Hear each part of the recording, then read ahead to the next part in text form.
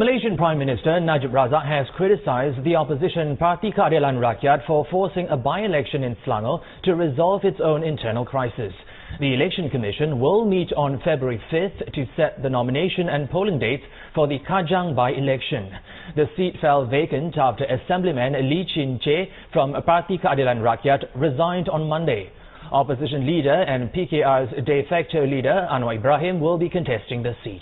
His candidacy has heightened speculation that he is tipped to take over as Selangor Menteri Besar at a later date. This is to resolve a feud between the state's PKR's Chief Azmin Ali and current Menteri Besar Abdul Khalid Ibrahim. Parti Keadilan Rakyat or PKR and its Pakatan Rakyat coalition partners PAS and DAP held 44 of the 56 seats in the assembly. Keadilan currently has 13 seats after the resignation. PAS and DAP hold 15 seats each. The by-election move has drawn criticism from the Malaysian public. They accuse the party of wasting public funds due to infighting.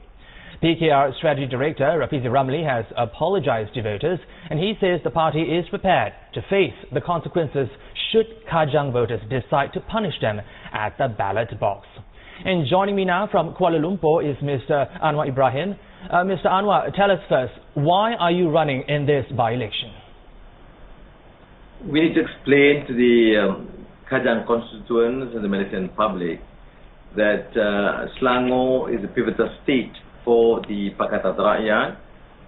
Tan Sri Khalid has done reasonably well managing the economy in a transparent, efficient manner. And it's time now that we move forward to ensure that Selangor becomes a model state and be the impetus for change towards the national, attaining national government. So if Mr. Abdul Khalid is doing a good job, Mr. Anwar Ibrahim, why are you putting yourself as a candidate for the Kajang state seat then? Khalid and many other colleagues thought that the issue is not just ensuring that we sustain, but we need to further enhance our capability, not only the party and the Pakatan Rakyat, but also the state, to be able to be seen to be a real model, effective as a micro, how we manage at the state level, as an example, how we can effectively manage the national government. Mr. Anwar, Prime Minister Najib has tweeted that the by-election in Kajang is, quote, less about the people, but more about the interest of one man. Your response, please. Well, I wouldn't be surprised, but the issue is the state. We want to engage with the people, the issues affecting the nation, race, religion, economic performance, and we can show that Selangor is vastly different from the problem faced by the national government, and we are coming up as a effective, cohesive force, contrary to the perception about infighting. Your strategic director, Rafizi Ramli, has apologized to Malaysians and Kajang voters in particular for forcing this by-election on them, and your party is being criticized for wasting public funds. We're talking about millions of ringgits here. Do you fear a backlash at the ballot? No. Firstly, I did respond to suggest that we need to engage with the civil society groups and parties and also the constituents. I met many NGOs, including Birthday Chief Ambiga, to explain to them the issues. We are saying that we are going to be very, very control the resources using whatever we have, and not to spend funds for the by-election. It wouldn't come to millions. We are not UMNO as a party. They can spend millions of ringgit for a by-election. And if UMNO feels this is Pakatan strong, do that on.